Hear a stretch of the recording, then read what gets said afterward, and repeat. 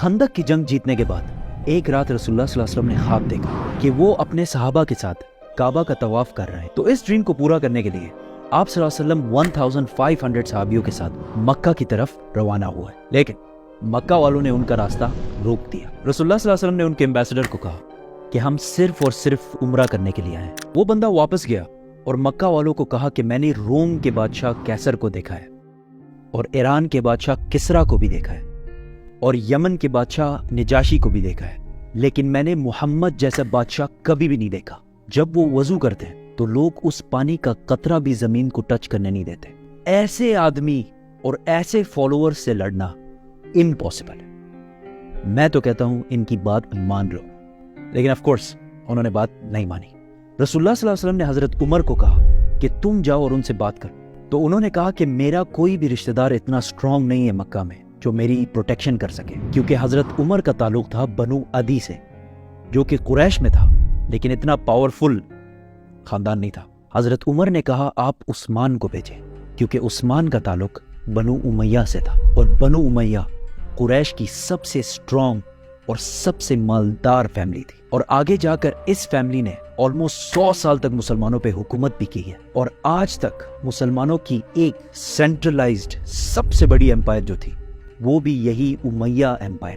اور آج تک مسلمانوں کا سب سے طاقتور بادشاہ، وہ بادشاہ جس نے سب سے زیادہ لینڈ پر حکومت کی ہے، وہ بھی اسی خاندان سے تھا جس کا نام تھا ولید بن عبد الملک. ان کی سٹوریز پھر کبھی کریں گے تو سبسکرائب. حضرت عثمان نیگوشیٹ کرنے مکہ گئے، لیکن اس میں ان کے کافی دن گزر گئے، جس کی وجہ سے مسلمانوں میں یہ افواہ پھیل گئی کہ حضرت عثمان کو شہید کر دیا گیا ہے، اور اس زمانے میں ایمبیسڈر کو قتل کرنا جنگ کا اعلان کرنا جیسے تھا. اس افواہ کی وجہ سے سارے صحابہ جمع ہوئے اور ایک درخت کے نیچے جس کا نام رضوان تھا رسول اللہ صلی اللہ علیہ وسلم کے ہاتھ پر بیعت لی کہ ہم سب مر جائیں گے لیکن عثمان کے خون کا بدلہ ضرور لیں گے. But that was all a misunderstanding. اور عثمان بالکل ٹھیک ٹھاک واپس آ گئے، لیکن اس سے مکہ والوں کو ایک اسٹرانگ سگنل گیا کہ اب یہ لوگ پیچھے ہٹنے والے نہیں ہیں. اتنی ٹینس سچویشن اور کنفیوژن میں آخر کار مسلمانوں اور کافروں کے درمیان ایک ایگریمنٹ سائن ہوئی. نمبر 1 کہ مسلمان اس سال نہیں بلکہ اگلے سال عمرہ کرنے کے لیے آئیں گے. نمبر 2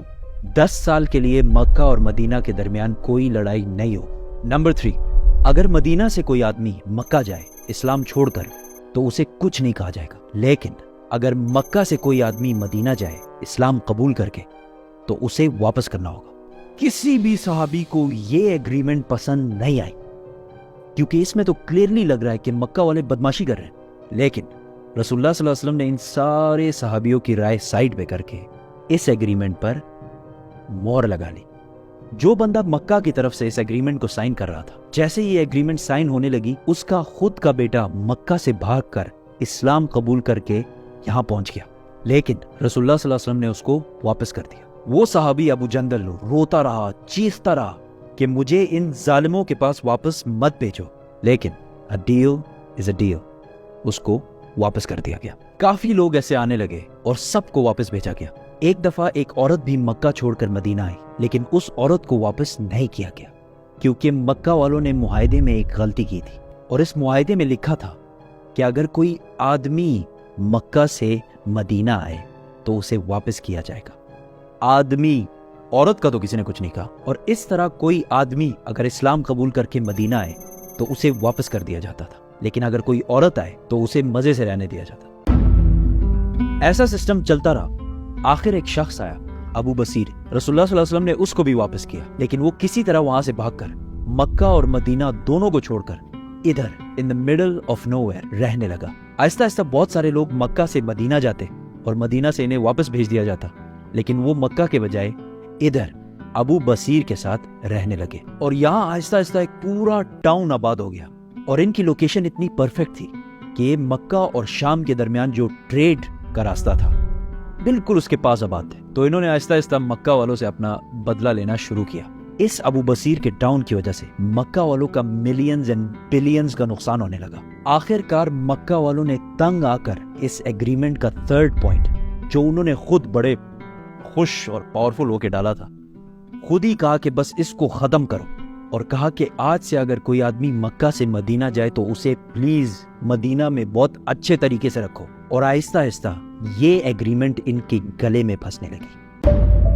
معاہدے کا دوسرا پوائنٹ یہ تھا کہ 10 سال تک کوئی بھی لڑائی نہیں ہوگی. تو رسول اللہ صلی اللہ علیہ وسلم نے اس کا فل فائدہ اٹھاتے ہوئے عرب سے باہر جو دنیا کے باقی ایمپائرز اور سپر پاورز تھے ان کو اسلام کی دعوت دینا شروع کی. تو ایک لیٹر گیا حبشہ، آج کے زمانے میں ایتھیوپیا. دوسرا لیٹر گیا رومن ایمپرر ہراکلس. اور تیسرا لیٹر گیا ایران کے بادشاہ خسرو کے پاس. یہ آج کے زمانے میں تو ہمیں پتہ ہے کہ بڑی بات تھی، لیکن اس زمانے میں ان بادشاہوں کے لیے یہ ایسے تھا کہ آج پاکستان کے ایک چھوٹے سے گاؤں سے کوئی لیٹرز لکھے ڈونلڈ ٹرمپ اور شی جن پنگ کو.